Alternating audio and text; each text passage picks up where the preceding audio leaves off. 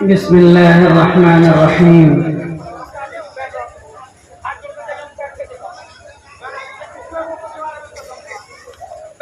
معزز علماء کرام،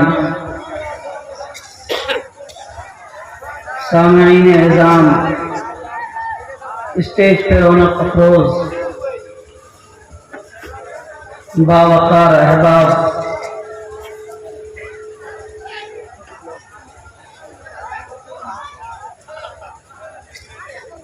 ایک بڑا جلسہ بڑی تیاری کے ساتھ منعقد ہے۔ میرے خیال سے 20-25 روز سے تیاری ہوئی، اعلانات ہوئے، اشتہارات چپکائے گئے،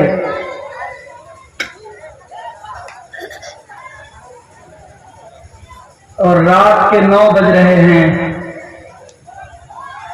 لیکن ایسا محسوس ہو رہا ہے کہ ہماری برادری یعنی مسلمانوں کو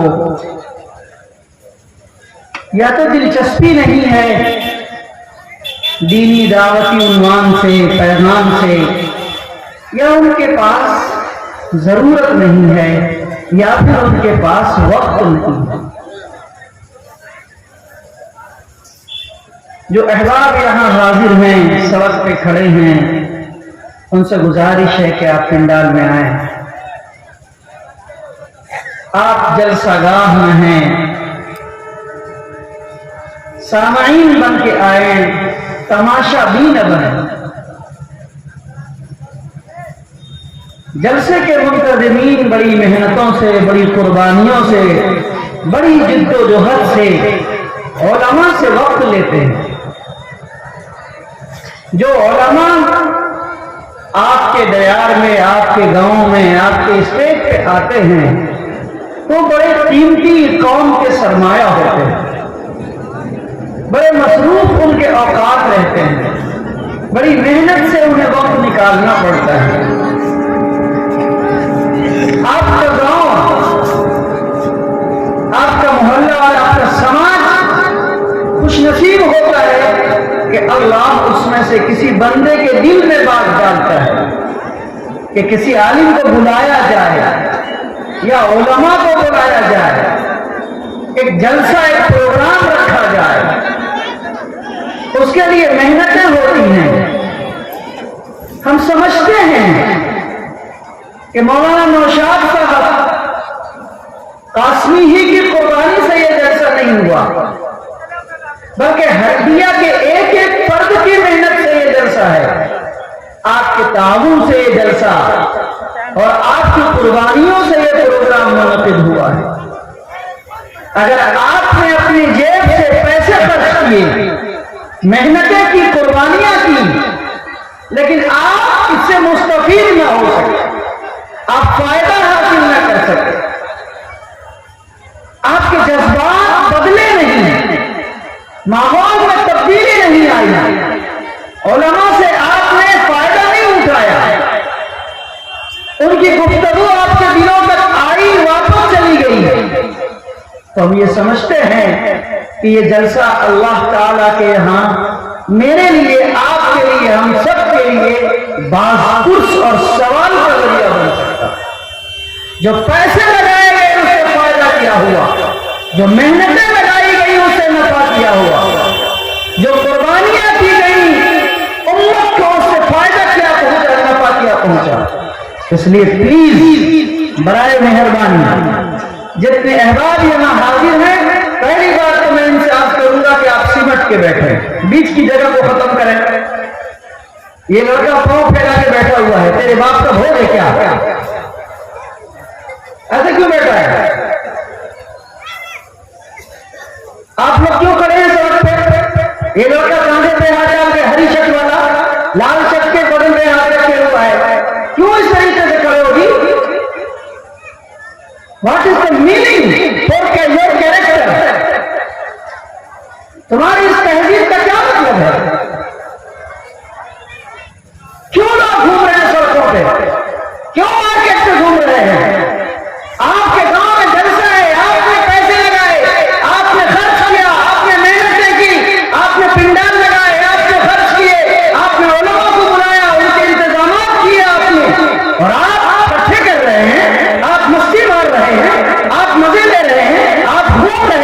گھر کی عورتیں کھانے پکانے میں مگن ہیں، مہمان نوازی میں مگن ہیں، تو پھر یہ جلسے کس کام کے ہیں؟ کیوں جلسے منعقد کیے گئے؟ جگہ بھری ہے، بیچ کی جگہ کو بھری ہے، آپ لوگ پیچھے والے سڑک کو خالی کریے، آگے آئیے، اندر آئیے، خالی جگہ کو بھری ہے، تھوڑی دیر سنیے جلسہ۔ اگر آپ کو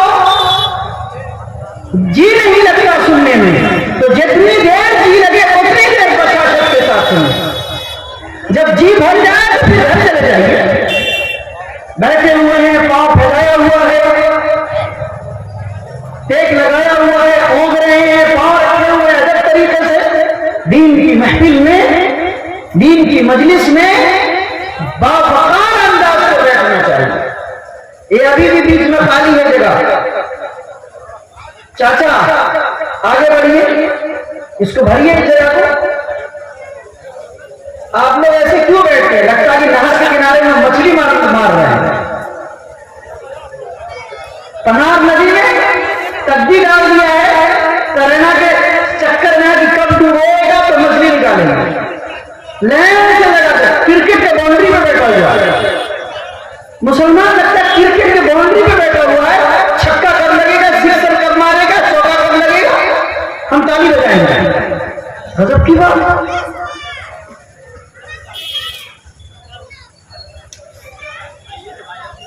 جو لوگ یہاں جلسے کے ارد گرد ہیں مسلمان، نوجوان یا بوڑھے، ان سے گزارش کروں گا کہ آپ جلسہ گاہ میں رہیں۔ مجھے بار بار یہ کہا گیا، میں مغرب کی نماز میں نے یہاں ادا کی ہے ہلدیا میں، یہ کہا کہ لوگ نہیں آ رہے، لوگ نہیں آ رہے، غضب کی بات۔ اپنے گاؤں میں آپ نے جلسے کیے اور آپ حاضر نہیں ہیں، کل یہ رات نہیں ملے گی آپ کو۔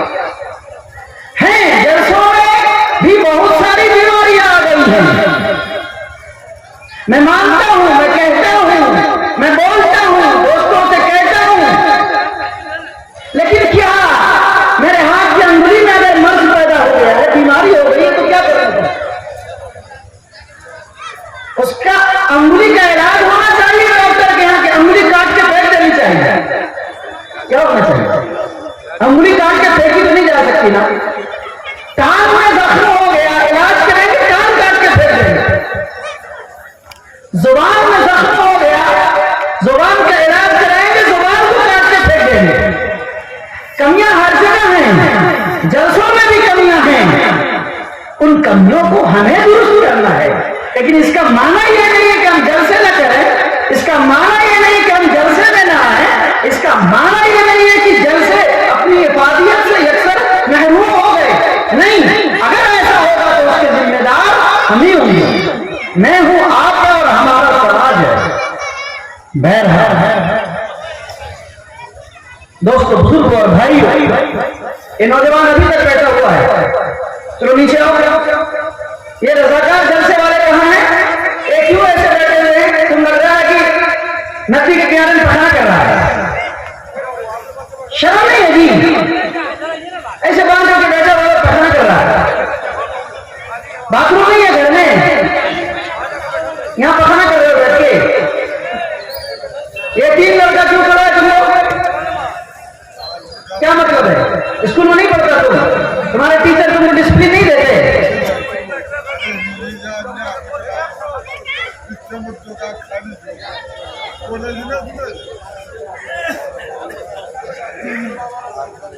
ادھر 10-15-20 لوگ وہاں بیٹھے ہوئے وہ پیڑ کے نیچے، وہ الگ قبیلہ ہے، وہ الگ خاندان کے لوگ ہیں، وہ الگ بیٹھے ہوئے۔ قبرستان بھی کرتے ہیں، کچھ لوگ اپنے گھر پہ قبرستان بنا لیں گے، باڑی میں قبرستان بنا لیں گے۔ عام قبرستان والے نے وصیت کیا ہے، جنازہ کہاں ہوگا؟ ایک گھر میں جنازہ رکھیے گا۔ کیوں؟ عامت المسلمین کے قبرستان میں دفن ہونا بہتر ہے۔ اگر عامت المسلمین کے قبر میں کچھ گنہگار ہیں تو ممکن ہے کہ کچھ اللہ والے بھی مقبول ہوں، ان کی برکت سے ہم جیسے گنہگاروں کی بھی اللہ قبر میں بخشش فرمائے۔ اس لیے عام قبرستان میں، عامت المسلمین کی قبروں میں قبر بننی چاہیے۔ الگ الگ قبیلے خاندان میں ہم بڑھ گئے، قبرستان میں بھی بڑھتے چلے گئے۔ دوستو بزرگ اور بھائیوں، کوئی لمبی گفتگو نہیں کرنی ہے. 12-1 بجے رات کو جلسے سے لوٹا ہوں، پھر آج ہوں، پھر کل جانا ہے. آپ کے بیچ آیا ہوں. مولانا نوشاد قاسمی صاحب کے مخلصانہ دعوت پہ یہاں حاضری ہوئی. گزشتہ سال بھی میں یہاں آیا تھا اور 2-3 وعدے آپ سے میں یہاں سے کرایا تھا.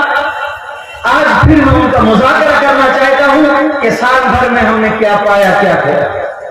تو آج آپ کے درمیان میں قبل اس کے کہ میں اپنی خاص بات آپ کے بیچ میں رکھوں، آپ حضرات سے ایک مرتبہ پہلی یہ دعا کرنے کی گزارش کروں گا کہ شام اور ترکی میں جو زلزلے آئے، وہاں جو لوگ لقمہ اجل بن گئے، دیکھتے دیکھتے ایک بستی، ایک شہر، ایک اسٹیٹ، ایک ملک تباہیوں کے دہانے پہ کھڑا ہے. آج مائیں، بہنیں، بیٹیاں، بچے معصوم کہاں لاپتہ ہو گئے. بیٹا بچا تو باپ نہیں رہا، باپ رہا تو بیوی ماں نہیں رہی، شوہر رہا تو بیوی نہیں رہی، بیوی بچی تو شوہر گم ہو گئے، ختم ہو گئے. اور اگر ماں نے رات جس بچے کو جنم دیا تو وہ بچی تو بچ گئی، ماں دنیا سے چل بسی. آج تک لاشیں کھولی جا رہی ہیں، زندگیاں تلاش کی جا رہی ہیں. ہم سب آئیے ایک مرتبہ سب مل کے دعا کریں کہ اللہ تعالیٰ جو لوگ اس زلزلے میں ختم ہو گئے، اللہ کو پیارے ہو گئے، دعا کیجیے کہ اللہ ان سب کی مغفرت فرمائے، اللہ ان سب کی قبر میں بال بال مغفرت فرمائے، راحت عطا فرمائے، عافیت عطا فرمائے. اللہ تعالیٰ ان کو اس اچانک حادثے میں جو شہید ہو گئے، مر گئے، اللہ تعالیٰ ان کے گناہوں کو معاف فرمائے. جو زخمی ہیں، آج کی جو میڈیا کی رپورٹ ہے اس کے مطابق اب تک 21,000 لوگ تقریباً شہید ہو چکے اور زخمیوں کی تعداد تقریباً 70,000 بتائی گئی ہے جو آخری درجے کے زخمی ہیں، اور لاپتہ ہیں وہ لاکھوں کی تعداد ہے. یہ ایمان والے ہمارے بھائی ہیں، ہم سب ان کے لیے دعا کریں کہ اللہ تعالیٰ جو لوگ زخمی ہیں جلد انہیں شفا عطا فرمائے، صحت و سلامتی اور عافیت عطا فرمائے. اور پھر مزید اللہ کا امتحان دیکھیے کہ ابھی زلزلہ آیا، گھر ختم ہوا اور لوگ کیمپوں کے اندر تھے، سخت ترین سردی، اتنی ایک برفباری ہوئی کہ وہ کہنے کے لائق نہیں. اور آج کے میڈیا کی خبر یہ ہے کہ اب وہاں سیلاب بھی آ گیا. اللہ ان کو اپنے امتحان سے حفاظت فرمائے، عافیت فرمائے، بخش دے، ان کی لغزشوں کو درگزر فرمائے. آمین ثم آمین. دوستو بزرگوں بھائیوں، یہ زلزلے آسمانی آفتیں، بلائیں، حکومتوں کی تبدیلیاں، ظالم حکمران، جابر حکمران، متعصب افسران، ایمان اور اسلام مخالف قوتیں جب پروان چڑھتی ہیں تو اللہ تعالیٰ اپنے نظام اور اپنی قدرت کا ظہور کرتا ہے. یاد رکھیے گا، آپ کے پاس کتنی بھی طاقت ہے، آپ کے پاس کتنی بھی قوت ہے، آپ کرسے والے ہو سکتے ہیں، طاقت والے ہو سکتے ہیں، پیسے والے ہو سکتے ہیں، عہدے والے ہو سکتے ہیں، آپ اپنی بڑی بڑی موچھیں والے ہو سکتے ہیں. آپ سمجھتے ہوں گے کہ میں زمیندار ہوں، میں امیر ہوں، کبیر ہوں، سیاست والا، ریاست والا، تجارت والا، معیشت والا، معاش والا، جاگیردار، علاقے کا سب سے بڑا مضبوط دبنگ، ہٹلر، آپ سب کچھ ہیں. لیکن یاد رکھیے گا، قدرت کے سامنے میں مکھی کے پر کے برابر ہے. جو بلڈنگیں ترکی اور سیریا کے اندر منٹوں میں زمین بوس ہو گئی، ایسے ایسے خوبصورت محلات تھے کہ چند لمحے قبل ان مکانات کی جو تصویریں آئی، ایسا لگتا ہے کہ دنیا ہی ہے جنت ہے. لیکن چند منٹ کے بعد جو دلدوز تصویریں آئی، اس سے یہ محسوس ہوتا ہے کہ انسان بالکل اپاہج ہے. جو انسان سائنس میں ٹیکنالوجی میں ہوائی جہاز اڑا رہا ہے، آپ کے ہاتھوں میں جو اینڈرائڈ فون ہے، آپ پوری دنیا کے کونے کونے مشرق و مغرب سے ویڈیو کالنگ کے ساتھ، تصویروں کے ساتھ، گفتگو کے ساتھ باتیں کر رہے ہیں۔ ہوائی جہاز کتنی تیز رفتاری کے ساتھ آسمان میں اڑ رہا ہے۔ ایک پائلٹ میرے اور آپ کے جیسا انسان کس طریقے سے ہوائی جہاز کو ہوا میں گھما رہا ہے اور نچا رہا ہے۔ ایک ایک انسان تیز رفتار کس طریقے سے گاڑیاں چلا رہا ہے، کار چلا رہا ہے۔ ایک ایک انسان دنیا میں کتنے تیز رفتار دماغ کے ساتھ وہ کمپیوٹر کی تکنیک سے لوگوں کو حیران کر رہا ہے۔ ایک ایک ہیکر لوگوں کے پیسوں کو کس عیاری اور مکاری کے ساتھ ڈبل کر رہا ہے۔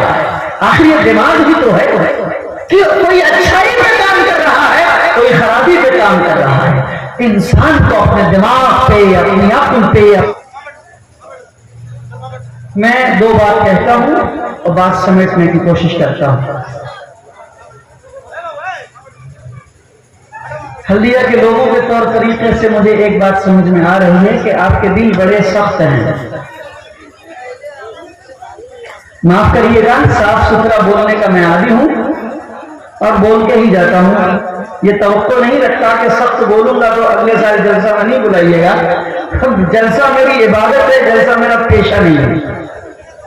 الحمدللہ اس بات پہ میں مستغنی ہوں، اللہ کا شکر، اللہ کی توفیق حاصل ہے، الحمدللہ الحمدللہ۔ دو بات کہنا چاہتا ہوں، میں نے رات میں ایک بات کہی، اس کو دہراتا ہوں۔ ابھی میں یہاں جلسے میں آیا تو میں لگ بھگ یہاں 1.5 گھنٹہ 2 گھنٹہ رکا ہوں۔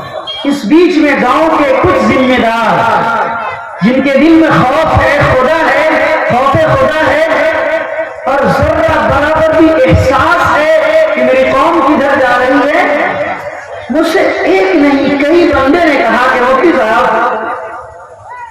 خدا کے واسطے ایک بات جلسے میں ضرور آنی چاہیے۔ میں نے کہا بولیے۔ کئی بار آئے ہیں، کہنے لگے کہ ہم علماء سے گزارش کریں گے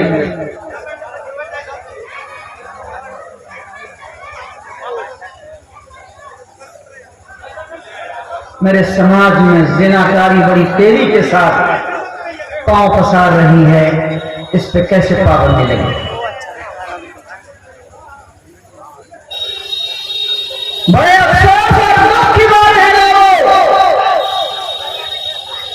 کہ یہ ایک گاؤں کا مسئلہ نہیں ہے، یہ ہمارے سماج اور ہمارے معاشرے کا مسئلہ ہے کہ آوارگی، بے حیائی، فحاشی، بدکاری اور بدکرداری بڑی تیزی کے ساتھ ہمارے سماج میں پاؤں پسار رہے ہیں۔ گھر گھر عزت و آبرو کی حفاظت داؤ پہ رکھی چلی جا رہی ہے۔ وہ گھر جن کو لوگ عزت کی نگاہ سے دیکھتے ہیں، وہ گھرانہ جن کو لوگ بڑے احترام کی نظر سے دیکھتے ہیں، اور وہ بچیاں جن کو لوگ بڑی محبت اور معصومیت کے ساتھ جن کے بارے میں سوچتے ہیں، آج سبوں کے بیشتر کے تانے بانے بکھرتے چلے جا رہے ہیں۔ باپ نمازی ہے، چلے میں جاتا، امیر صاحب ہے، دعوت کا کام کرتا، لیکن گھر کے اندر دسیوں چھید ہے۔ بابا حیرت اور افسوس کی بات تو یہ ہے کہ جو مکھیا جی ان کا کام تھا کہ وہ سماج کی تعمیر کرتے، ترقی کرتے، آگے بڑھاتے، اپنے پنچایت کا ڈیولپ کرتے اور لوگوں کے بیچ میں پنچایت کا اچھا کام کرتے، اچھی تعمیر و ترقی کرتے، ایک ذمہ داری اب مکھیا جی پہ، سرپنچ صاحب پہ، ممبر صاحب پہ، وارڈ کمشنر پہ، سمیتی صاحب پہ، اور مولوی کو تو کوئی پوچھتا ہی نہیں ہے۔ کیا پڑ گئی ہے ان کے اوپر ایک ذمہ داری کہ جو لڑکا لڑکی بھاگ جائے، آپس میں غلط تعلق کر کے ان کو بلا کے 2-4 کھرا مارو، دونوں کا بیاہ کرا دو۔ بھائی یہ بیماری ہے کہ نہیں ہے؟ ہاتھ اٹھائیے تو، ہاتھ اٹھائیے جتنے لوگ جلسہ گاہ میں بیٹھے، یہ بیماری ہے کہ نہیں ہے میرے سماج میں؟ بتائیے آپ نے ہاتھ اٹھایا، آپ امانت کی گواہی دے رہے ہیں، داد دیتا ہوں کہ آپ سچ کا ساتھ دے رہے ہیں۔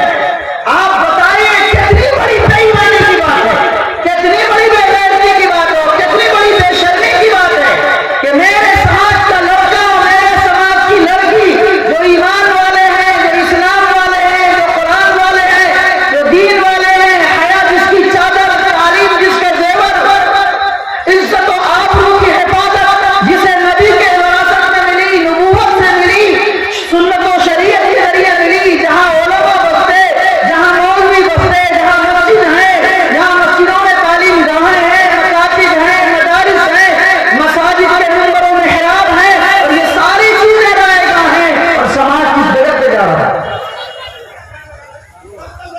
آخر یہ سماج اتنا برا دن کیوں دیکھ رہا ہے؟ اور حیرت ہوگی اگر میں آپ کو کہوں کہ کل تک یہ واقعات تھے کہ مسلم بچے کا مسلم بچی کے ساتھ یہ معاملہ تھا، اب تو غیروں میں بھی یہ بات چلی جا رہی ہے ہمارے بچوں کے ساتھ۔ اب اس کے آگے کیا ہے؟ اب اس کے آگے کیا بیان کیا جائے گا؟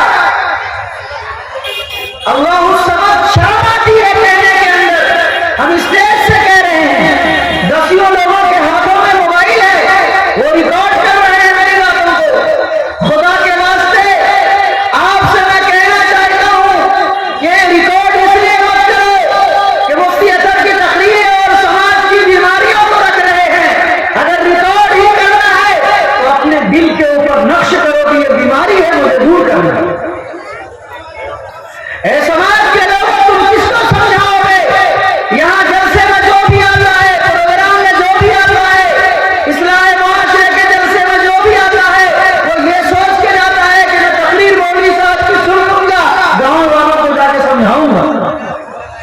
میں سوچتا ہوں کہ آپ کو سمجھاؤں، اور آپ سوچتے ہیں کہ میں گاؤں والے کو سمجھاؤں گا، تو سارے سمجھانے والے رہ گئے، سمجھے گا کون؟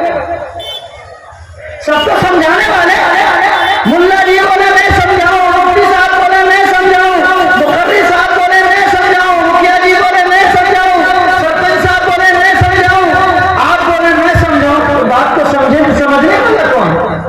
سارے کے سارے گلاس میں پانی لے کے پلانے والے کھڑے ہیں، تو پیے گا کون؟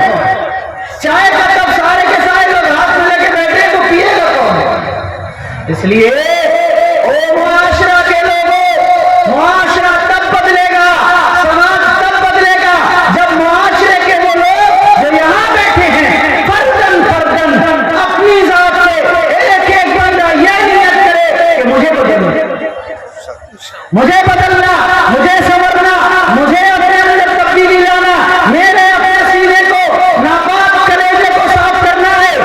آج شکل خوبصورت ہے، چہرے خوبصورت ہیں، کپڑے خوبصورت ہیں، دل کالے ہیں،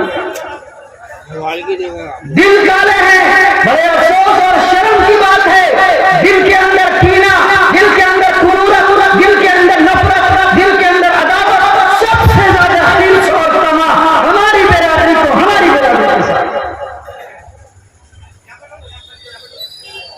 آپ دیکھتے ہیں ہمارے نوجوانوں کو دیکھیں، سب سے زیادہ وقت کو برباد کرنے والا، اگر اس ملک میں سب سے زیادہ اگر وقت کو ضائع کرنے والا ہے وہ نوجوان ہے، اور نوجوان تو وہ نوجوان ہے جو میرا ایمان والا بھائی ہے، اور ان ایمان والے بھائیوں میں وہ نوجوان ہے جو ہمارے علاقے کا ہے۔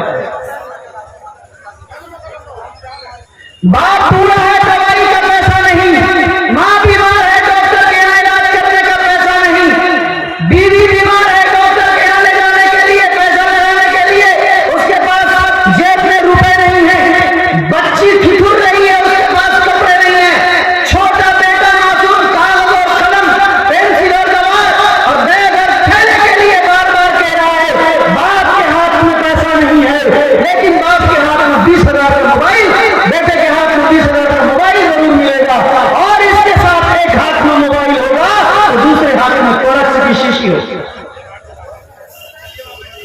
اور نوجوانوں، تم کو تمہارے ہاتھ میں کاغذ ہونا چاہیے، قلم ہونا چاہیے، کتاب ہونا چاہیے، کمپیوٹر ہونا چاہیے، لیپ ٹاپ ہونا چاہیے، تمہیں آگے بڑھنا چاہیے، ترقی کرنی چاہیے۔ سماج میں ایک صاحب نے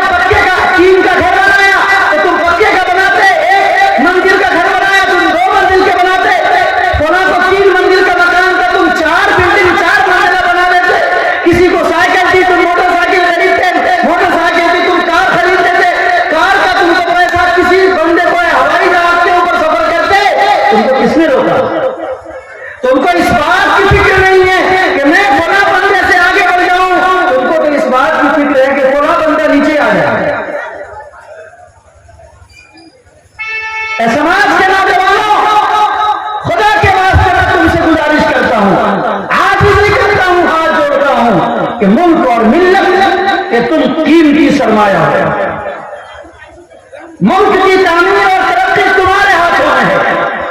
جس ملک کا نوجوان مضبوط ہوگا وہ ملک مضبوط ہوگا، جس ملت کا نوجوان مضبوط ہوگا وہ ملت نوجوان ہوگا، جس گاؤں کے نوجوان اچھے ہوں گے وہ گاؤں اچھا ہوگا، جس سماج کے نوجوان اچھے ہوں گے وہ سماج اچھا ہوگا، جس گھرانے کا نوجوان صحیح جگہ پہ رہے گا اس گھرانے اور خاندان کے بڑے بوڑھے بہو اور بیٹیاں سب سیدھے جگہ پہ۔ میرا نکاح نہیں ہوا تھا، میری شادی نہیں ہوئی تھی، میں دارالعلوم دیوبند سے فارغ ہو کے آیا تھا۔ 2002 میں میری تقرری ہوئی جامعہ مدنیہ سبل پور پٹنہ میں، 1 سال کا بھی عرصہ نہیں گزرا میں گھر آیا، میری ایک وکیل صاحب سے ملاقات ہوئی، میرے بڑے خیر خواہ تھے وہ وکیل صاحب، سن 2002 کی بات بول رہا ہوں، 21واں سال چل رہا ہے۔ کہنے لگے کہ مولانا صاحب فارغ ہو گئے، مولانا بن گئے، مفتی صاحب بن گئے اور پڑھا رہے اور مدرس بن گئے، بڑی اچھی بات ہے، پر میری ایک نصیحت یاد رکھنا، شادی اس عمر میں کرنا کہ بال بچوں کی پرورش، تعلیم و تربیت جوانی میں کر سکو، اتنے بڑھاپے میں نہیں شادی کرنا ادھیڑ عمر میں جا کے کہ جب تمہارے بال بچے کی تعلیم و تربیت ہو جائے تو لاٹھی پہ چلو۔ تم لاٹھی بچے کو کیا دکھاؤ گے؟ تمہاری اولاد تم کو ڈنڈے لے کے سیدھا کرے۔ اور میرا نوجوان 30 سال 25 سال 32 سال 35 سال میں شادی کر رہا ہے، اس کے پیچھے وجہ کیا ہے؟ اس کے پیچھے تو ایک وجہ ہے کہ پنچیتی، یہ جو سرپنچ صاحب مکھیا جی صاحب کے یہاں پنچیتی ہے نا، اس کے پیچھے ایک وجہ یہ بھی ہے کہ 10 سال گھر میں بیٹھا ہوا ہے، بے حیائی نہیں بڑھے گی تو کہاں جائے؟ اچھا بیٹھا ہوا کیوں ہے؟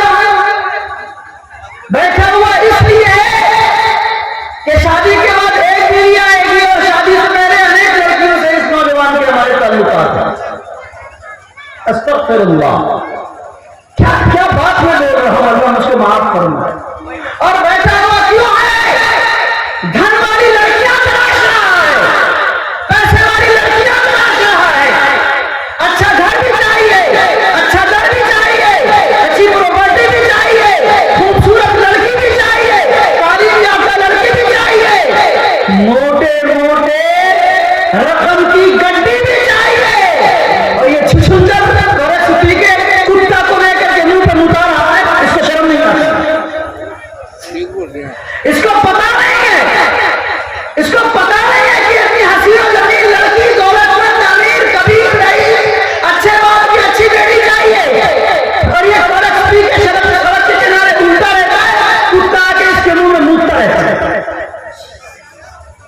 1 روپیہ کماتا نہیں، جھوٹ بول بول کے کہتا ہے کہ ہم انجینئر ہیں، ہم ڈاکٹر ہیں، ہم پروفیسر ہیں، ہم فلاں ہیں، ایسے ہیں ویسے ہیں، ڈبل پیسے ہیں، اس لیے ہماری شادی ایسی ہونی چاہیے، یہ چاہیے وہ چاہیے، ایسا چاہیے ویسا چاہیے، ڈبل پیسے چاہیے۔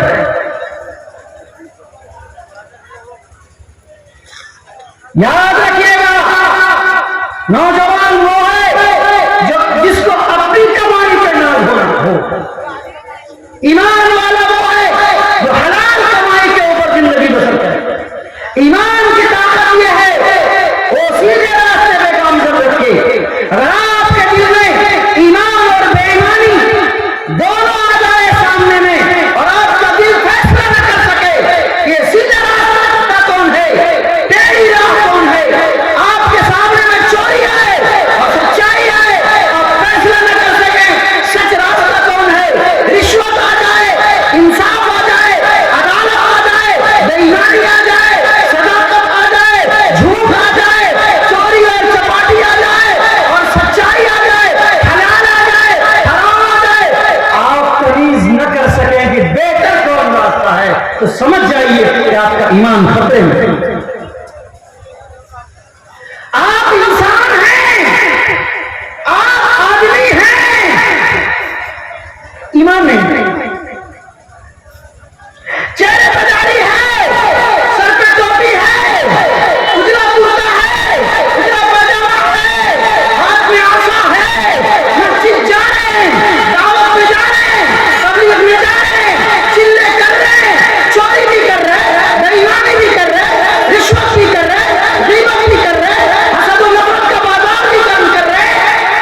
بیٹے کی شادی میں موٹی موٹی رقم لے کے 50-50 گاڑیوں کی قطار بھی لے کے جا رہے ہیں. سمجھ لیں کہ آپ کا ایمان باقی نہیں ہے, شکل باقی ہے, سیرت ختم ہو چکی ہے.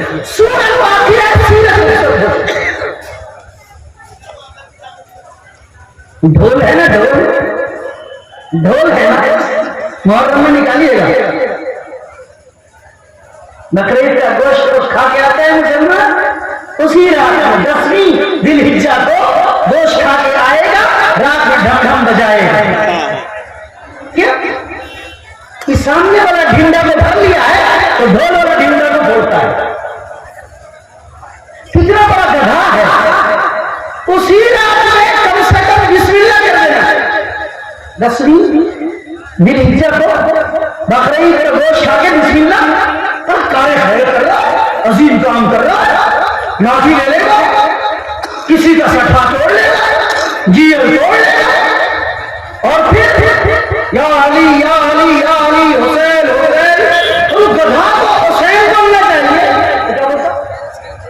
حسین کیا بولنا چاہیے؟ ارے تم کو بولنا ہی تھا تو نام بولنا چاہیے تھا, صحیح سے نام بولنا چاہیے تھا. حسین حسین بولنا چاہیے تھا. ارے حضرت حسین کے کربلا کے واقعہ کو یاد کر رہے تھے تم. ڈھول بجا کے ڈھنڈورا پیٹ کے نکل رہے تھے, میدان کربلا میں جا رہے تھے, تو کن کی تعریف کر رہے تھے تم, کن کی یاد کر رہے تھے, کن کی قربانیوں کے نام پہ تم باہر نکلے تھے. حضرت حسین رضی اللہ تعالیٰ عنہ تھے نا, تو تم کیا بولتا ہے؟ ارے بولو, ارے میرا نام کیا بولتا؟ حسین حسین حسین. پاگل دیوانہ جن کی قربانیوں کے نام سے یہ لاٹھی لے کے نکلا ہے, ان کا نام بھی صحیح نہیں آیا ہے, تو کیا ہاتھ پتھر کام کرے گا؟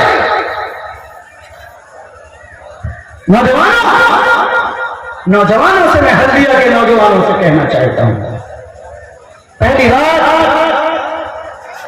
حیا کو لازم کرو, حیا کو لازم کرو. یاد رکھنا اللہ کے رسول کی طویل ترین حدیث ہے جس میں علامات قیامت کو تفصیل سے ذکر کیا گیا. کیسے کیسے واقعات آئیں گے تو قیامت آ جائے, قرب قیامت کی نشانیاں بیان کی گئی. ان نشانیوں میں سے اور ساتھ ہی اللہ کا عمومی عذاب کب کب نازل ہوتا ہے, اور بطور خاص زلزلے کب آتے ہیں. دیگر اسباب میں سے ایک سبب بے حیائی, بدکاری اور زناکاری کے عام ہونے کو بھی قرآن و حدیث میں بیان کیا. ہم یہ نہیں کہتے, میری بات سمجھیے گا, ہم یہ نہیں کہتے کہ جہاں زلزلہ آیا وہاں کسی بیماری کی وجہ سے آیا.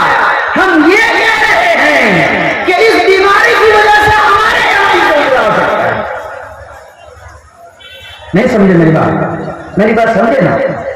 جہاں عذاب آیا اللہ کی کیا قدرت تھی وہ اللہ جانتا ہے, ہم نہیں جانتے.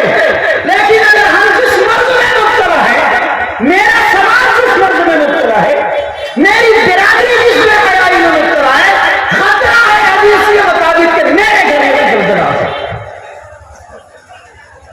اس میں سے ایک زنا ہے, اس میں سے ایک سود.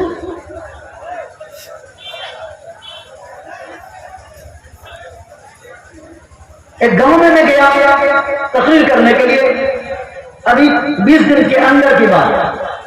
تو اسٹیج پہ جانے لگا تو ملنے والے ہوتے نا, مفتی صاحب ملاقات ہو گئی. کہہ رہے کہ مفتی صاحب ہمارے گاؤں میں, گاؤں کا نام نہیں بولوں گا, ہمارے یہ رہتا ہے, کہہ رہے مفتی صاحب ہمارے گاؤں میں قرض مانگیے گا تو مانگ مانگ کے مر جائیے گا, کوئی نہیں دے گا. اور اگر بولے کہ سود پہ بیاج پہ پیسہ دینا ہے تو سب آدمی ایک دوسرے سے سبقت کریں گے کہ میرا لے لیجیے, میرا لے لیجیے, میرا لے لیجیے. اور انہوں نے کہا کہ سارے مسلمان بھائی ہیں. سماج میں کیا بچا ہے؟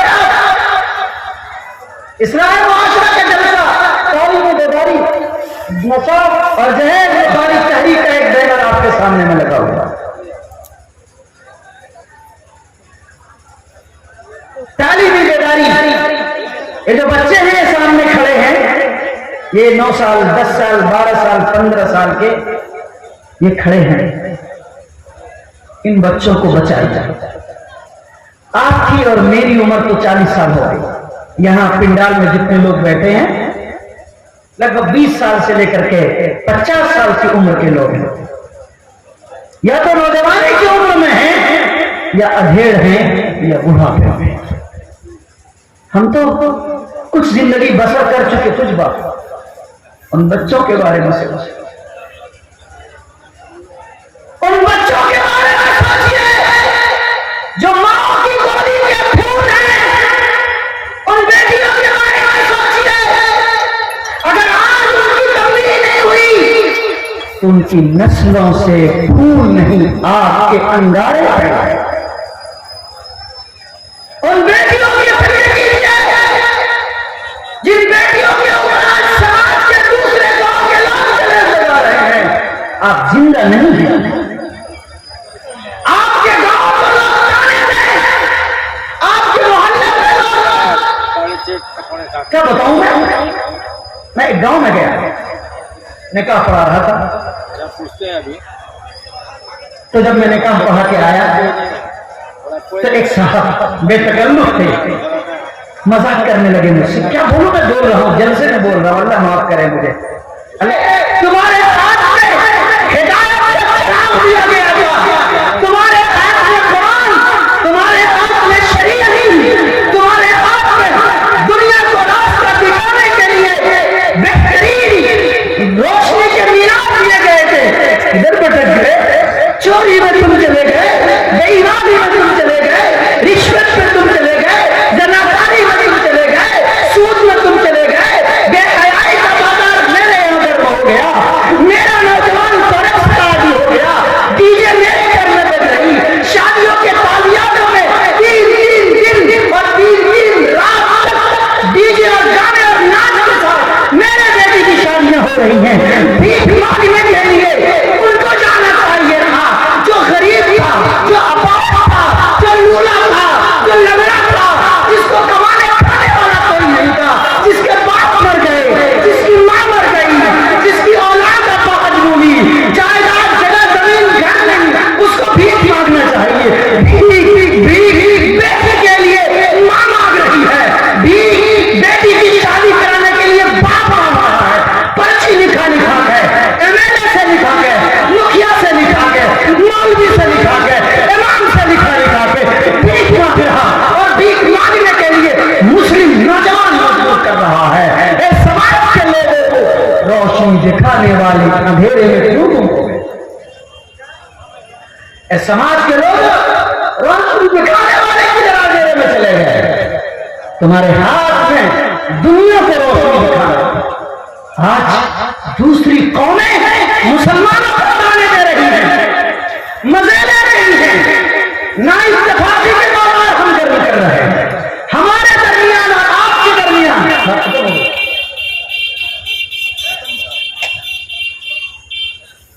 ہمارے اور آپ کے درمیان ہم کو ایک اچھے سماج کی تعمیر اور تشکیل کرنی تھی، لیکن ہم کدھر گم ہو گئے؟ اے سماج کے نوجوانوں، ہلدیا میں بیٹھنے والے تمام مسلم بھائیوں سے، خاص طور پہ نوجوانوں سے اپیل کروں گا کہ آپ اٹھو، آپ طے کرو، تعلیم سے اپنے آپ کو آراستہ کرو، اور اگر تعلیم حاصل کر چکے ہو تو تہذیب اور ڈسپلن سے اپنے آپ کو اور بزرگوں سے کہوں گا، بڑوں سے کہوں گا، صرف اپنی بزرگی پہ دھیان مت دیجیے، اپنے گھرانے کی بیٹیوں اور بچوں کے اوپر دھیان دیجیے۔ آپ کی بیٹیوں کے ہاتھ میں بڑے بڑے فون کس لیے ہیں؟ رات کو ماں سوتی ہے تو موبائل فون ماں اپنے سرانے میں لے کے کیوں نہیں سوتی؟ جوان بیٹی کو آپ رات میں موبائل دے کے رکھ کے نہ کمرے میں آپ کیوں سوتے؟ آپ کی بیٹی دن کو کہاں جا رہی ہے بیٹا، صبح کو کہاں جا رہا ہے، شام کو بچیاں کہاں جا رہی ہیں؟ آپ کو اس کا کلاس لینا ہے، آپ کو دھیان رکھنا، اچکے چور نکڑ نکڑ پہ کھڑے ہیں، آپ کو بیدار رہنا ہے، آپ کو ہوشیار رہنا ہے، اور اس رواج کو ختم کیجیے۔ غلط لوگوں کا ساتھ مت دیجیے، چوروں کا ساتھ مت دیجیے، بے حیاؤں کا ساتھ مت دیجیے۔ آئین اور ملک کے سنویدھان اور دستور میں رہ کے چور کو چور کہہ کے پکڑیے، پرشاسن کے حوالے کیجیے۔ آپ بے ایمانی، روپیہ لے کر کے، پیسہ لے کر کے، پنچیتی کر کے جھوٹ کو بڑھاوا دینے والے بے ایمان سماج کے بخشے جانے کے قابل نہیں۔ آئیے ہم اور آپ طے کریں کہ انشاءاللہ سماج میں تعلیم کو بڑھائیں گے، تربیت کو بڑھائیں گے، زناکاری، بدکاری، سود، ان برائیوں سے اپنے سماج کو پاک کریں گے۔ کیا انشاءاللہ ہم لوگ طے کرتے ہیں پاک کریں گے سماج کو؟ پاک کریں گے۔ اب ایسا کوئی واقعہ اور ایسا کوئی چرچا میرے گاؤں، میرے علاقے، ہلدیا اور ارد گرد اور مسلمانوں کے اندر نہیں ہونا چاہیے۔ اور جہیز کے عنوان سے نشہ اور مخالف دو تحریک اور بھی ہے جن کو چلا رہی ہے۔ اس سے پچھلے سال بھی میں یہاں حاضر ہوا تھا، آپ حضرات سے میں نے معاہدہ کرایا تھا کہ بغیر جہیز کے شادی کیجیے، بغیر پیسے کی شادی کیجیے، بغیر بارات کی شادی کیجیے۔ لیکن آپ بتائیے کہ سال بھر میں کتنی شادیاں، سال بھر میں کتنی شادیاں ہوئی؟ ہلدیا گاؤں سے کتنے لڑکے دوسرے گاؤں سے لڑکی لے کے آئے، اور آپ لوگ بارات میں بیٹھ بیٹھ کے دوسروں کا گوشت اور کھانا کھا کر کے بتائیے آپ کے گھر کھانے نہیں بنتے؟ آپ کے گھر کھانے نہیں بنتے، آپ کے گھر قورمہ نہیں بنتے، آپ کے گھر بریانی نہیں بنتی، اور آپ کے گھر کھسی کا گوشت نہیں بنتا؟ مانگ کے کھانے کے لیے جاتے ہیں، مانگ کے کھانے کے لیے جاتے ہیں۔ کیا مطلب ہے بارات کا؟ کہاں شادی کے بارات؟ بتائے کوئی ایسا بندہ کہ قرآن و حدیث میں بارات کے رواج کا ثبوت ہے؟ بارات کسے کہتے ہیں؟ حضرت تھانوی رحمۃ اللہ علیہ نے اسرار الرسول میں بہشت زیور وغیرہ میں لکھا ہے کہ بارات کسے کہتے ہیں؟ پچھلے زمانے کے اندر جب زمانہ ترقی یافتہ نہیں تھا، چوری زیادہ تھی، جنگل و بیابان زیادہ تھے، آبادیاں نہیں تھی، روشنی نہیں تھی، لائٹ نہیں تھی، ترقی زمانے میں نہیں ہوئی تھی، تو پھر کیا کرتے تھے؟ چند ایک قافلہ کے ساتھ مل کر کے لڑکا کو لے کے جاتے تھے اور ادھر سے دلہن کو بچا کے لاتے تھے کہ کوئی چور اچک کے لے کے چلے جائیں۔ یہ بارات کی وجوہات میں سے لکھی ہیں حضرت تھانوی رحمۃ اللہ علیہ نے، میں نے بھی اپنی کتاب میں سنت کیا ہے۔ تو وہ تو دور نہیں رہا، اب تو اکیلا آدمی 12 بجے رات سے موٹر سائیکل لے کے 20 کلومیٹر چلا جاتا ہے، چلاتا ہے، اس لیے بارات کی کوئی ضرورت نہیں۔ 5-7 آدمی 10 آدمی مل کے جائیں اور نکاح کر کے چلے جائیں۔ اور حیرت کی بات یہ ہے اور مزید افسوس کی بات یہ ہے کہ 1.5-2 لاکھ روپے لینے والا لڑکا جب ہم ڈیپلی میں گئے ہیں معلومات کی تو پتہ چلا کہ شادی کرنے کا بیٹے کا پیسہ نہیں ہے، لڑکی والے سے یہ پیسہ لے کر کے شادی کر رہا ہے، لڑکی والے سے یہ پیسہ مانگ کر کے کیا کر رہا ہے؟ ڈی جے بجا رہا ہے، لڑکی والے سے پیسہ مانگ کر کے کیا کر رہا ہے؟ ناچ گانے کر رہا ہے، لڑکی والے سے پیسہ مانگ کر کے 50 اسکارپیو کے کرایہ دے رہا ہے۔ جس کو اتنی اوقات نہ ہو تو 5 آدمی کو لے کے مسجد میں جا کے نکاح پڑھے گا کہ بکراتی دکھائے گا؟ ڈھول ہے، اندر سے کھول ہے، اوپر سے ڈھول ہے، خوبصورت چہرہ بات کر کے جاتا ہے اور شرم نہیں آتی کہ دل میں کالا چور بیٹھا ہوا ہے۔ اور آپ اور ہم جس دن سماج طے کر لے گا، روپیہ مانگنے والے، پیسہ مانگنے والے، چوروں کو، بے ایمانوں کو، اچکوں کتوں کو ہم سبق سکھائیں گے۔ اللہ کی قسم ایک سمے سے جہیز اور پیسے مانگنے کے بعد ختم ہو جائے۔ اب طے کریے ایسی شادیوں کا ہم ساتھ نہیں دیں گے، ایسے بارات کے ہم نہیں جائیں گے، ایسا بوجھ ہم نہیں کھائیں گے۔ کیا آپ حضرات طے کرتے ہیں ایک نکاح کرنا ہے؟ بات آ گئی ہے کہ ایک نکاح کرنا ہے، بات کو میں ختم کرتا ہوں۔ ایک سنجیدہ محفل میں آپ حضرات سنجیدگی کے ساتھ بیٹھے ہوئے ہیں، آپ سے میں کہنا چاہتا ہوں کہ کیا آپ ایمان والے ہیں کہ نہیں؟ اسلام والے ہیں کہ نہیں ہے؟ الحمدللہ میرے اور آپ کے ایمان پہ ہمیں اور آپ کو فخر حاصل ہے۔ تو خدا کے واسطے ثابت کرو کہ تمہارے سروں پہ جو ٹوپیاں ہیں وہ جھوٹی ہوئی، کس کام کی یہ ٹوپیاں، کس کام کی یہ داڑیاں، کس کام کے پیشانی کے اوپر سجدوں کے نشانات، راتوں کو تہجد پڑھنے والا مسلمان دن میں بے ایمانی کرتا ہے، کیسا مسلمان؟ آپ نشے سے سماج کو پاک کیجئے اور